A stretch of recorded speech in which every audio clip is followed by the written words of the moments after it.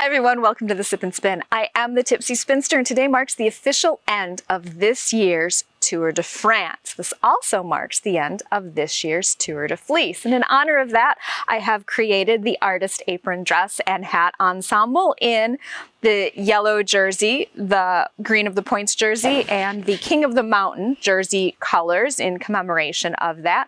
I also did this because I actually completed all of the goals that I set for myself this year, and I'm pretty proud of that. So I actually cracked open a bottle of actual champagne from France, which I only do at the end of the Tour de Fleece.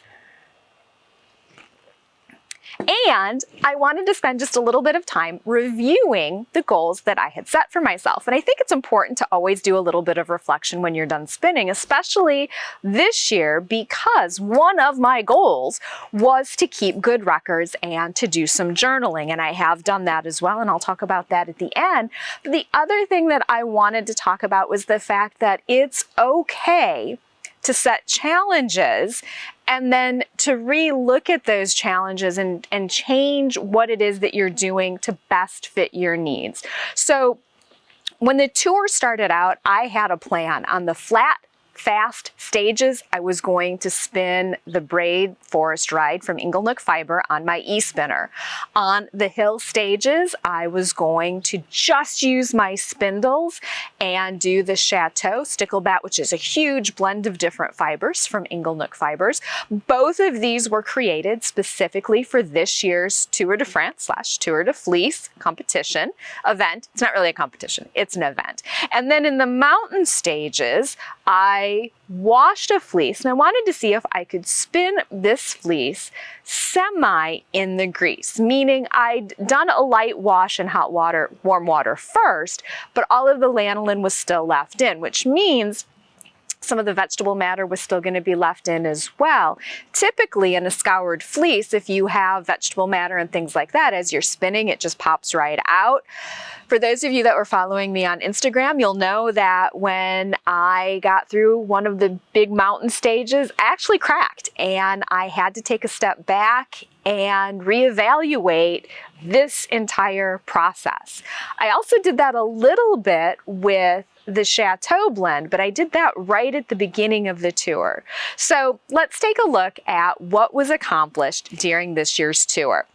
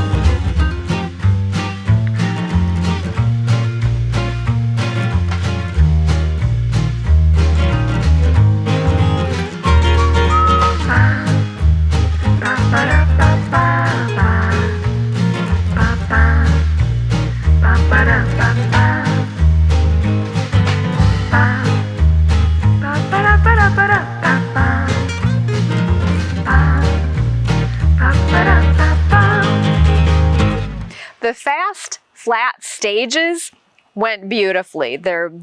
I cannot wait to ply this. It spun perfectly. It's even, it's consistent. The bonus, this actually glows under UV light, which I was really excited about. And I kind of did an entire feature on that because I was so tickled by it. The Chateau, because it has all of these different blends in it, if you remember my first episode, I blended all of the colors and I ended up with mud. And I stepped back and I reblended the Rolex to just be cool and warm tones. And as I got in and started going, most of this was done on my spindle and I really started to struggle with these silk noils. It was too much texture for me personally to handle on my spindle, and I was starting to get some really, really inconsistent yarn. Now, for me, I questioned, was it me, the process, or the tool that I was using? So I went to my Kromsky Minstrel, one of my wheels, and started spinning the warm tones, and I was instantly able to get a much smoother and more consistent yarn. So I ended up finishing this on my minstrel, and I'm so happy with it. I'm really looking forward to that being plied as well. So that was my first kind of awakening of, wait, instead of just powering through this, I need to take a step back and assess what's happening. Am I getting a yarn that's going to be usable? Do I need to do something different? And I'm so glad I did, because I really, really like how both of these turned out. Now let's talk about Rocky, and I'm going to need a drink. Rocky was 1 pound of Jacob fiber from one of my favorite Jacob fiber providers. These fleeces are so incredibly soft, and I love them. And so these two balls back here are what I started in the grease, semi in the grease. This is not scoured. Now I did something that many of you are, as soon as I say this, you're just going to be like, oh my gosh, she did what? I know, this could turn out terribly. I spun this semi in the grease, absolutely hated it, realized I was going to have to reassess. So this, I took off the bobbins, I put it on my nitty knotty, and I scoured it. And then I put it back into the plying balls so I could ply it. So this has been scoured, but it had already been spun once. So that's going to be interesting. These two up here, I took the bats and I just re-scoured them. I did small batch scouring, and actually I'm really, really glad that I did, because I discovered that working in small batches of just 4 to 6 ounces at a time, I was able to get cleaner, more consistent, and even a better scoured fleece than I had in the past. And so I'm really, really looking forward to plying this. I think it's going to ply beautifully. And once I did go back in and scour it, spinning it was an absolute breeze. So Rocky was my biggest learning element. It was also the most fiber that I had. And so I'm really kind of pleased with how this turned out. The takeaway there, I think, is if you jump into a project, if you jump into doing something and it's just not going the way that you want it to, reach out, see if you can get some help. Go back and look at it a different way. Change tools, change how it has been prepared. Maybe a Rolag is going to work better than carded. Dizzed fiber is going to work better than carded bat straight off the drum, or hand cards. And when it comes to spinning, if it's not going the way that you want, it's perfectly acceptable to step back, take a deep breath, and then go at it a little bit differently. I was so frustrated working with this fiber while it was still in the grease. And my intention of doing this beautiful cape that was slightly weather resistant and sort of waterproof, that's not going to happen, and I'm okay with that. I really am. I'm perfectly fine with that. It is what it is. Last but not least, and probably my biggest goal, I'm ecstatic that I was able to finish the goals that I set for myself. But the biggest goal that I set for myself was stopping after each day, reflecting on what I had done, and keeping a record of that. I am the world's worst record keeper, and I went through 3 years of stash before this year's tour started and turned all of those unnamed, unknown fibers into hats that are now out in the world to be loved by other people, because I have no idea what the fiber content is. I don't remember when I spun them. I told myself I was not ever, ever, ever going to forget this spin. I forgot.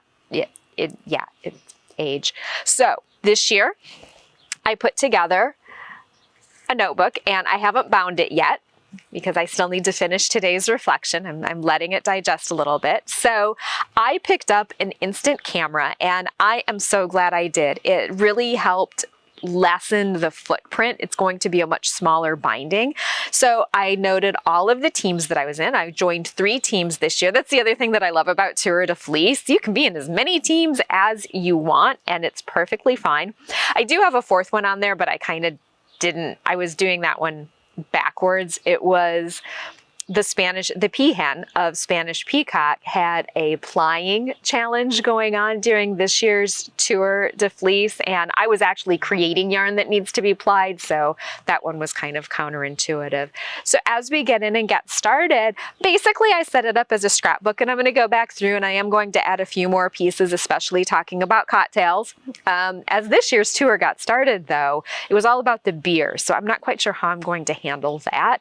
But it goes through the process, and I'm really happy with the record that I now have. Sure, I have these on Instagram and I have these on my phone, but I learned a long time ago that I rarely go back and actually look at any of the pictures that are on my phone.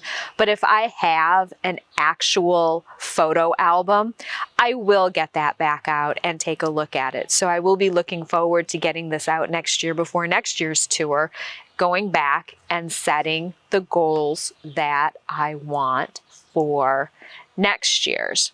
This was also a fun one too. Probably one of the funnest takeaways was when I laced the flyer to try and give myself more time. It actually matched the terrain that the cyclists were trying to bike through, and I found that I was greatly amused by that. I thought that was pretty fun. And reflections on when I switched and started using, and then the blank page where I cracked. And it's blank for a very important reason. There's definitely a learning moment there. And so then as we finish up and then head into the last, and I'll put those last few pieces and the back on there and then bind it. I'll just do a simple Coptic binding. But overall, it's very small, very quick way to keep track, and that reflection at the end of each day helped me to recenter and to change goals, because I did mix some things up. There were some hill stages that it just wasn't going to work for that, so I did mix and match, and I mixed a few days up. There were days, the day that I headed out to the winery was actually a hill stage, not a mountain stage, but that was the day that we needed to head out to the winery, so that was the day that we went. So I kind of rambled during this episode, but I wanted to share the process. And probably one of the biggest things that I did, I realized with this year's tour that at the beginning of the tour, it started with a time trial. And that got me thinking, what tool is the fastest? So using some of the Jacob fleece, I picked my fastest support spindle. I picked my little e-spinner, my Nano, because I thought that would be the most consistent. I used my Polywog traditional wheel, and then I used my great wheel. So I kind of had 4 tools that I felt would all work, that would all spin about the same. And boy, was I surprised at those results.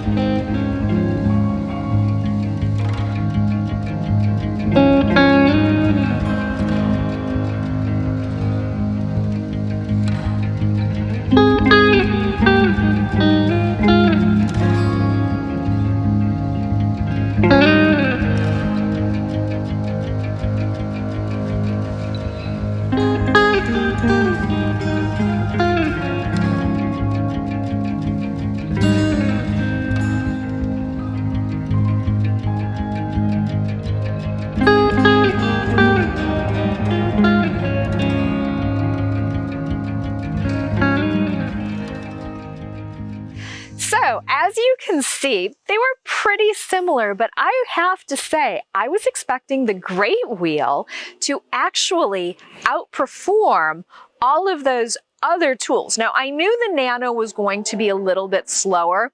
I did not think it would be as slow as it was. Now, in that little e-spinner's defense, I think part of it had to do with the fact that I was spinning fiber that was still semi in the grease. So it was a sticky fiber, but it was a sticky fiber across all 4 tools.